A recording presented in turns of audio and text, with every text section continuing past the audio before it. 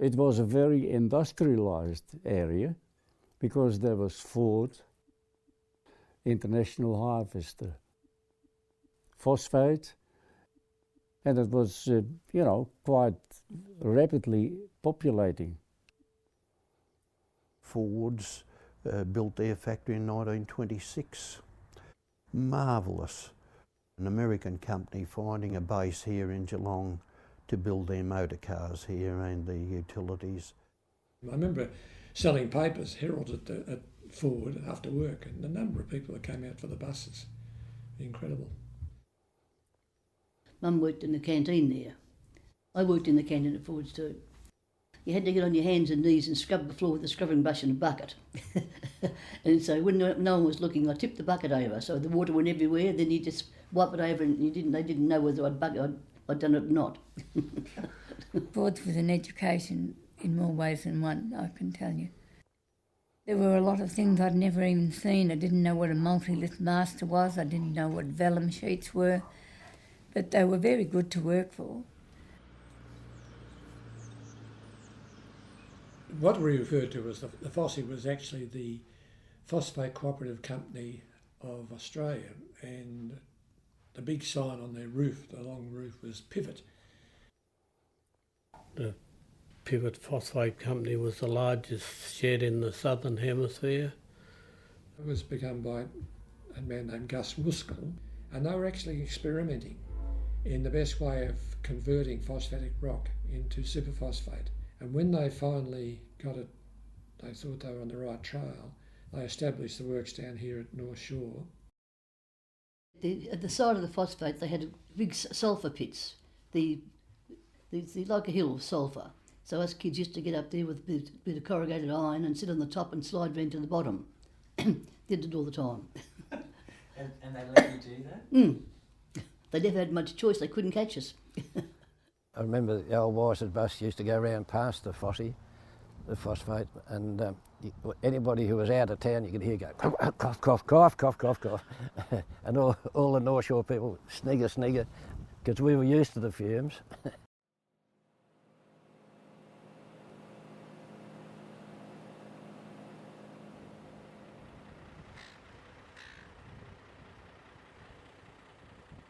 The International Harvester was here where they built combines and tractors and assembled tractors and that sort of thing. It was a very big construction, big long building.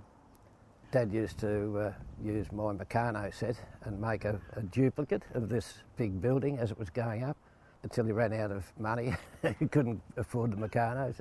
There's a big stormwater drain out the other side into the bay, and us kids used to get in there and open the hatches inside the factory and go inside the factory around.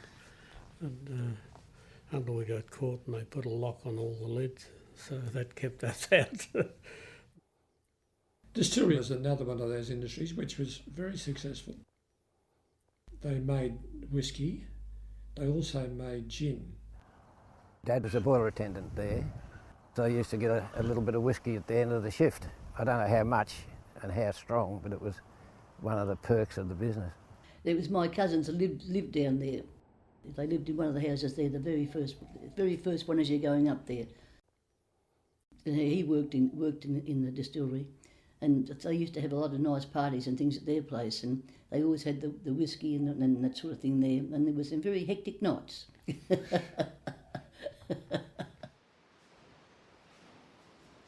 Before the war, Shell had a refinery at some place in Indonesia. I think it was on Java. Indonesia was on the verge of becoming independent.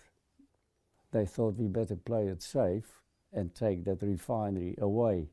And the best place to put it was in Australia, Corio, because there was a port for shipping, which ports usually are. And it was the first time that in the British Commonwealth there was a non-British company to build this refinery, which was the company I applied for and got a job. There was a lot of gases which were a residue from refining. And to get rid of those, they erected an enormous tall pipe. The flame came on, and the flame still goes.